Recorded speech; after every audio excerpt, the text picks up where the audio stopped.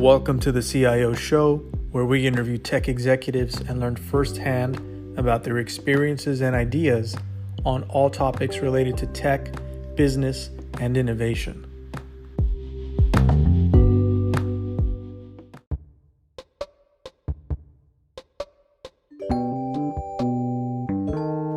Thanks for joining us today. Our host, Alex Pitigoi, interviews CISO for Allegiant Airlines, Rob Hornbuckle. Let's jump into it.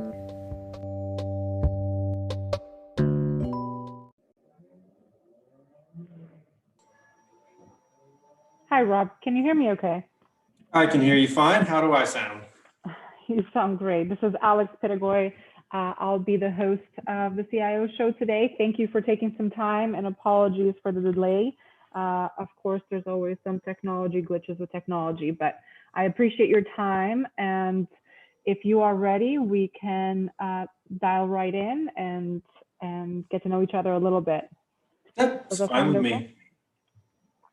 Great. So firstly, I did want to say thank you again for taking the time. I see that you are based in Las Vegas, and before we really get into the show format and the more intrusive questions, so to speak, if you could share a little bit about your background, perhaps above and beyond your tidbit on LinkedIn or the information that I have for our listeners to get to know you better.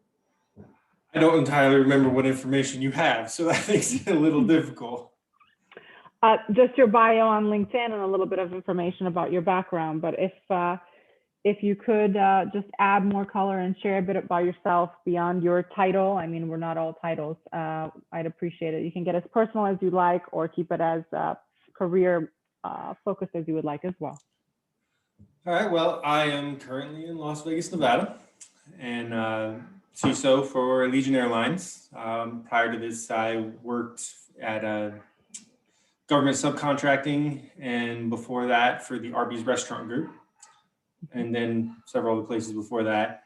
I got 4 kids that take almost all my other time, so it was pretty much just career and kids at this point. I'm sure that will change in the future as they get a little older, but right now they're all 11 and under, so it kind of takes up any extra bit of time that I have. So that makes me a little boring on that front at the moment. No, it's very rewarding. But to that end, which one's the most responsibility laden role, the work or the kids?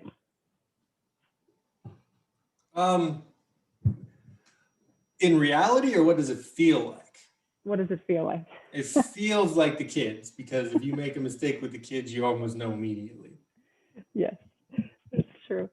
So I appreciate that short introduction. If you could share just 2 notes of wisdom, we can dial right in your area of expertise.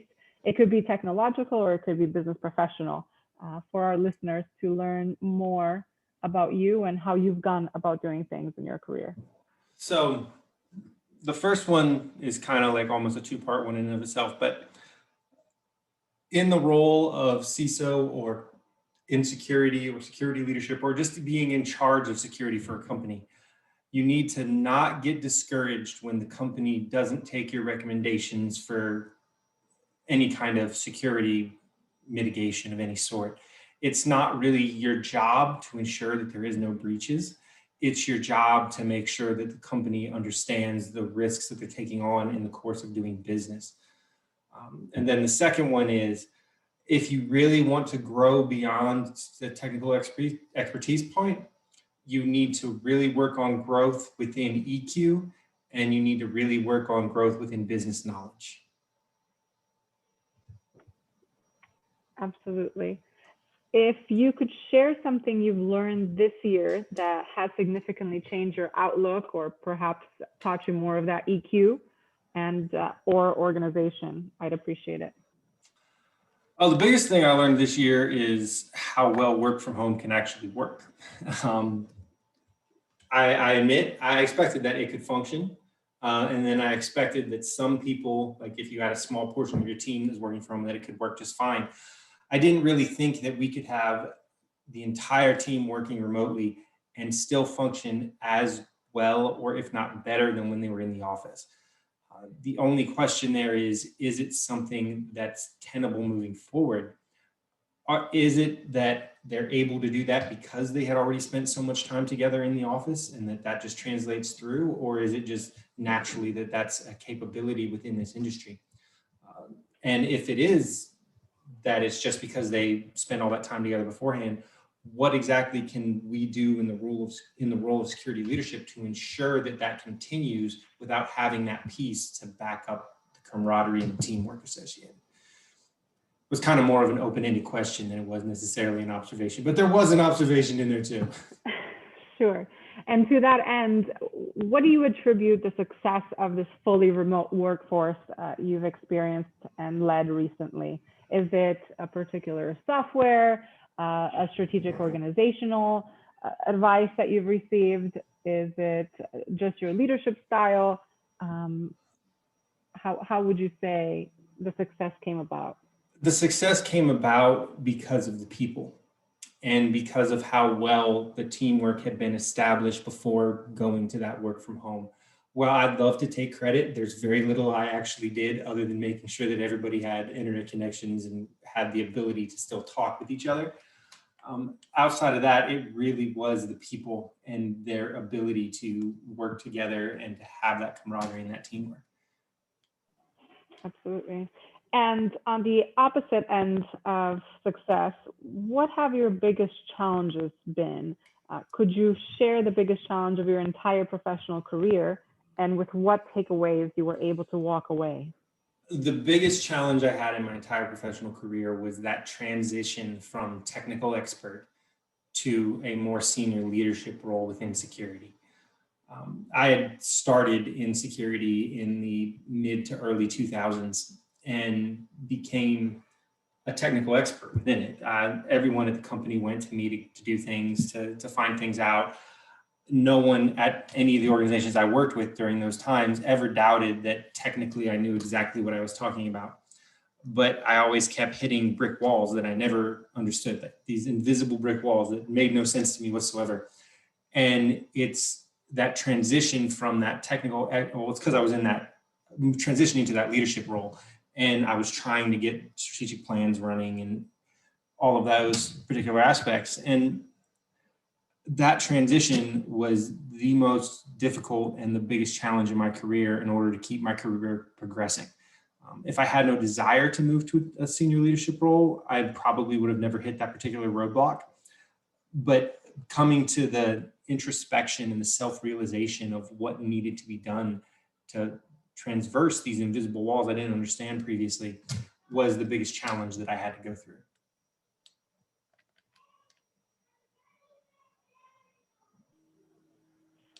And in terms of a particular incredible moment, what realization served as a career game changer for you? And how did that ultimately lead to your success? So during that same time where I was running into those particular challenges, I thought, and I came to about half of it on my own, I realized that I needed to gain that business knowledge. So I started an MBA program. I already had a technical master's in information security, but I wanted that business knowledge. I thought that's what was standing in my way, and it was part of it. So I went and I started getting my MBA. During that time, one of the things I learned, part of the MBA program, was to solicit feedback from people that I work with, get a good idea of what people think about me, so I have more than just my perspective on getting to wherever I want to go. And I spoke with this VP when I was working at Arby's about feedback, trying to get things. And he's the one that basically point blank told me, there isn't a single person here that doubts your technical expertise, but that's not enough. And the saying that he told me, I didn't want to hear it at the time. I was actually really upset at him when he told me this, which just showed how I needed a lot more room to grow. But he told me, the people who run this organization, the leadership, the executives, they've been with the company so long, they've grown the company for so long, they've nurtured it, they've basically treated the company as their child. They view it as their child. They have an attachment to it as if it was their child. And they need to have more than just thinking you understand what your specific area is. They have to trust you with the growth of that company the same way that they would trust someone to watch their own child. And like I said, at the time, I was very upset. That's not what I wanted to hear, not even a little bit. And it probably took me a good year and a half, 2 years to really process what he had told me and to start going down that path of developing my EQ, working on my relationships, coming to that realization that the technical skill was only a third of it, the business parts was only a third of it, and really those business relationships was that other piece that I was missing. Perspective is indeed crucial. I'm curious also on what excites you personally during these limited times or other times, quarantine days, personally and professionally we've experienced. If you could share how you've grown personally, that would be appreciated. Well, personally, I've grown to learn how to take my kids to school and take care of them a whole lot more because I'm here when I hadn't been so much in the past, which in many ways from a personal aspect is much more rewarding than I was ever expecting it to be, as well as significantly more challenging than I was ever expecting it to be.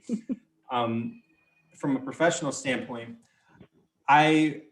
there was an inflection point when I started going down this path and developing my EQ and my business relationships and figuring out how all of that worked, basically figuring out how business really actually works. And I've gotten so invested with the people that work for me because of that, that part of the greatest thing that excites me is seeing the personal and the professional growth of the teams that actually work for me. Well, let us reflect then on your overall mentorship journey. What is the best advice you have ever received and ever given as well? Well, beyond the one I was just telling you about with the VP that I was soliciting feedback from, it's basically at a senior leadership level, EQ trumps IQ. It doesn't matter how smart you are or any of those particular pieces. You could gain success short-term because of it, but if you really want long-term success, EQ trumps IQ. And then from there, you make things work. Very good. And is that the same advice you have given to a mentor? You mean a mentee? Yes. Yes, I mentor people. I mentor lots of people on my team, and it's one of the things that I work with. Depending on the person, and in most cases, it's generally where you need to start, because within our industry, it tends to be the area of the largest deficiencies. And what one daily habit contributed to your success? Personally, for me, beyond taking the training and learning how to develop those things within myself, it was making lists. I make daily lists of everything and keep running everything on them that needs to be addressed. If I didn't make those lists, I wouldn't be able to keep track of everything, and I'm sure I would start missing things here and there. And out of curiosity, do you make those lists as you go when you get into the office in the morning? Do you have them pre-made the evening before? Do you make them weekly? Do you have long-term goal planning each month? What's the cadence of the lists that are helpful to you? So I have one list that's long-term planning that I keep, and I only look at maybe once a month or once a quarter because I put a lot of thought into it on where I'm going. And then I have a daily running one, which lists, so I start my day early, so I have some extra time in the morning before it's time to talk to people or things of that nature. And I take that time to write down everything that needs to be addressed that day. EQ things, business things, security things, everything that I need to make sure is addressed that day is on that list. And it doesn't take as much time as you think, because the way I run it is that list becomes a running list. Over the course of the day, I do updates and I check things off my list as I'm going.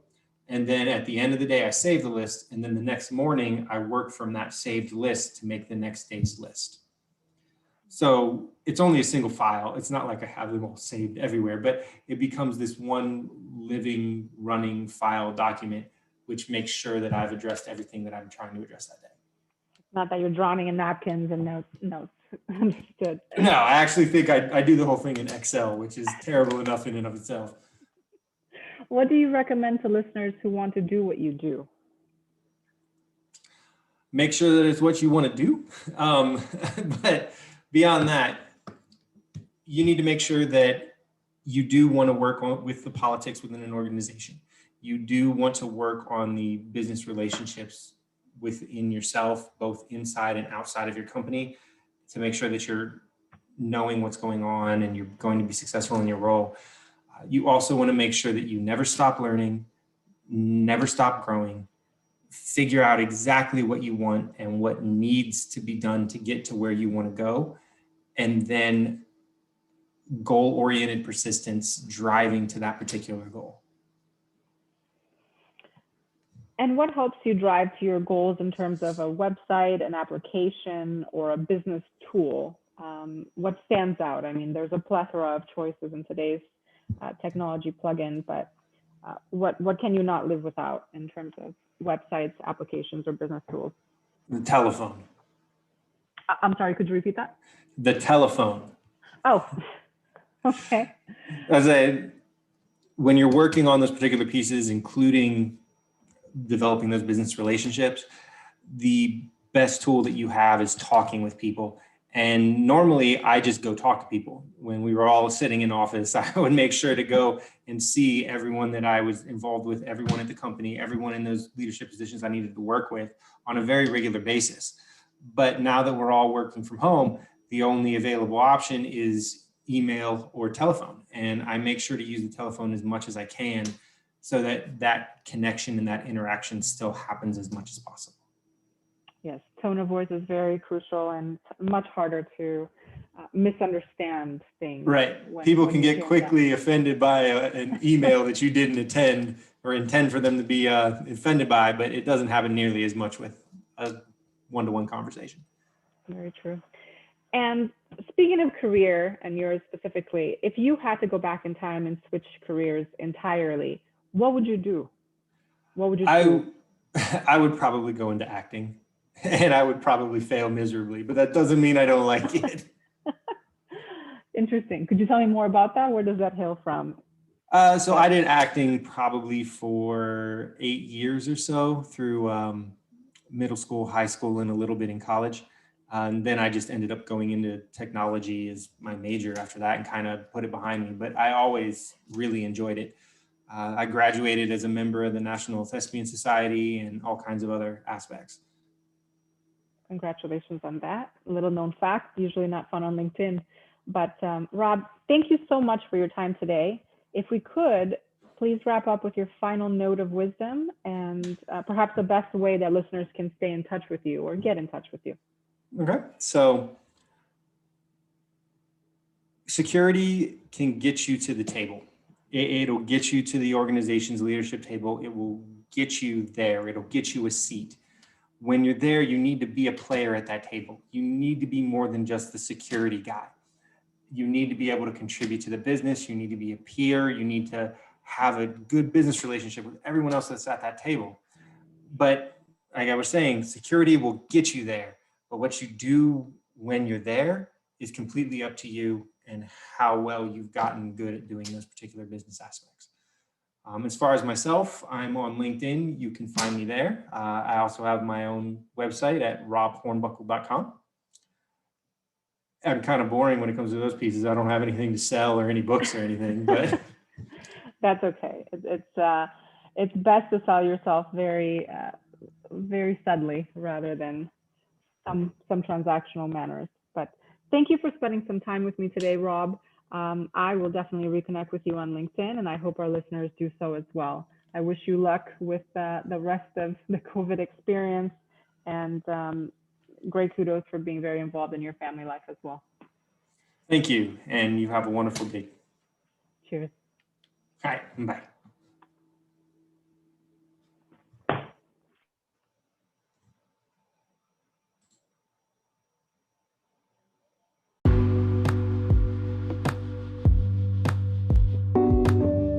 Thanks for joining us for this episode of CIO Show. For more info on what we're up to, visit us at cioshow.com.